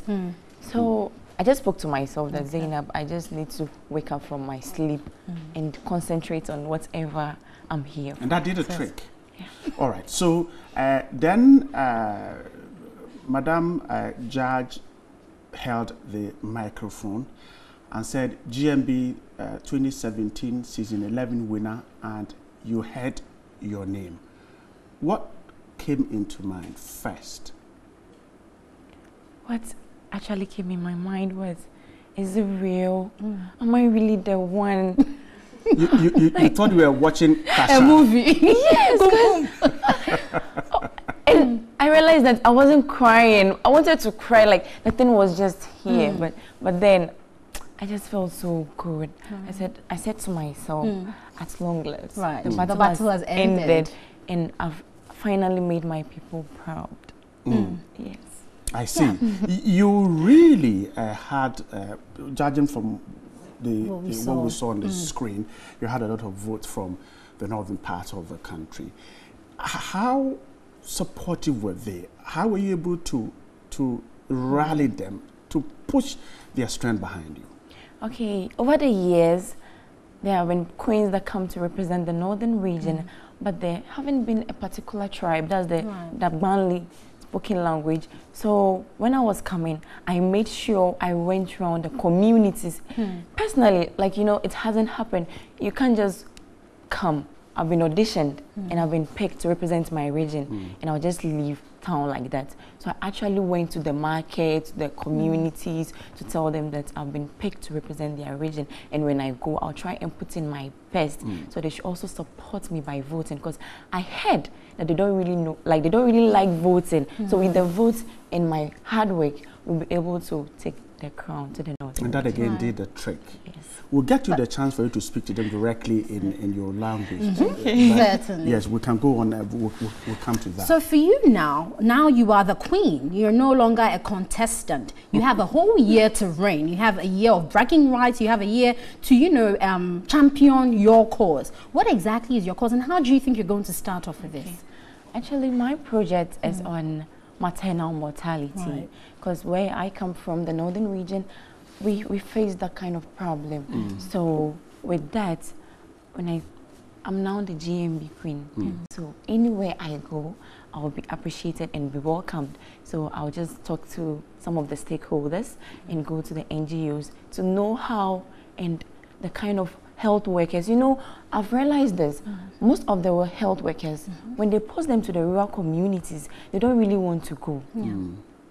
So I'll just find a strategy to get that done. Or better still, the traditional herbal birth attendants and in the community, we can just take them through training so that they'll be able to have a better delivery in some of the and that's the project you're going to embark on, particularly because of the fact that you have seen it all before from where you actually come from. I had an auntie who went through that and she passed out, so it hurts my heart. And that's why you want to embark on that. For instance, one key thing you mentioned, health workers who are not ready to go to these rural communities. The problem is that it is because there is no development there. That's why they won't go. So these are some of the obstacles you'll be facing. But how do you intend to perhaps broaden your project so that at least you're fighting for the women? On the other hand, you're pushing authorities, duty bearers, government to open up these places to development so that these health officers can go there when they're posted. I'll create awareness and then sensitize the people also. Creating awareness, making the people to know the importance of going to the hospital to be checked. And also, some of the mothers believe that when they deliver at home, they have this where they say, like, she's hardcore. No. Yeah. But you need to just go to the hospital. When you tell them that, oh, when I go there, the doctors, so I'll just sensitize them on the need to go to the hospital. Anyway, but share with us some of your highlights, because it's been 13 weeks of no phone, no internet, no boyfriend, no family. Share with us some of your highlights whilst in the house. If you can remember one memorable one or one very disappointing day. Actually, one memorable one was the day we went for Labu Labu. Yeah. What is that? It's an island that we go there for an adventurous and I don't know. You spent time there. We spent time there. We had fun, and I really picked one thing over there because I find myself on an island. So then, how do I survive? And I realized that with hard work and with togetherness, when you are together, you are able to do a lot of things within a short period of time. So I learned a lot and I really had fun. Do you drive? Are you a certified driver? No, please. Okay, so you need to find a chauffeur first. Yes. Can I apply for the job? Come on. Kashi. I can't trust Bright with that, field, but certainly you could ask him. The Kia Sportage is for her. She doesn't drive. But within the shortest time, now DVLA is working very well. We have the but it will take her more than 6 months to learn to drive. So I want to, am a certified driver. So you teach her? No, I want to chauffeur her at least for the next. But she would have to pay you. Or is it for free? Well, she can pay. She's rich. Money, so she can also pay. Certainly. So the car is yours. You also you have a trip outside. You have so much. I don't know. I'm tempted to ask, what are you going to do with all that? A car, cash, a trip outside. We're told Kenya, Dubai, and all others. I think with the trip, I need to go and relax, and then with the car, working on my projects, I will need it to be able to move to communities, to talk to them and all. That's why I will be the and with driver. the cash. I can take you with the cash, I'm sure it got finished even before it landed in your hands. Oh, because now you have to go to the north and say thank you, and definitely that will go with something in hand. Oh no, that is meant for my project, so I don't think I'll touch it. Certainly. But anyway, you should thank the people, because next time you need the support, even as you champion your project. So thank them in your local dialect, as you've. Nanuma, umbanuma, minuma, umporia, pam, ni intap song ma, umbaminle yel yesham ama, blishakam ni yel na mi on number shango. Me poya pam kapai, now sablada. Thank you. I didn't understand that, but I feel the passion with which you spoke. And certainly, I'm sure your people also are very appreciative of your hard work and haven't been. Are you crying? Well, you're teary. No, I certainly. So, Zainab, so you believe in the house and mommy, daddy, him. Who is him? Jesus. You. Oh, Jesus. Okay, who do you go first? Mommy, daddy, uncle, him, or where do you go first? Mommy, daddy. Him family. And family and okay, or add all of them. Where do you go first? Mommy, daddy. Okay, all right. Mommy, daddy, uncle. If you are him and you're listening, that's what she said. Mommy, anyway, guys, so you heard from the Queen. Yes. Congratulations once again. And I hope your people will all come on board. Past queens, your contestants, your contemporaries will be in your project to help you make it successful. And of anyway, course, all guys, those who took part in the competition, the important thing is that you were part of a contest, a great one at that, 13 weeks of sharing ideas. We have a queen. You're also the queen because you did your best. You got to represent your region. Certainly. Imagine a 27 million population. Some regions are about 4 million, 5 million. And if you is the rep, then it means that you're a queen too. Grateful for your contest, putting up a contest, and Zainab becoming the queen. Once again, congratulations. Well, guys, this is where the cookie crumbles. We'll see you same time tomorrow. Johnny was not here because he was at GMB being the MC, but tomorrow he'll certainly be here from his leave. We'll see you same time. All right. Have a wonderful Monday morning and stay right here on TV3. Good morning.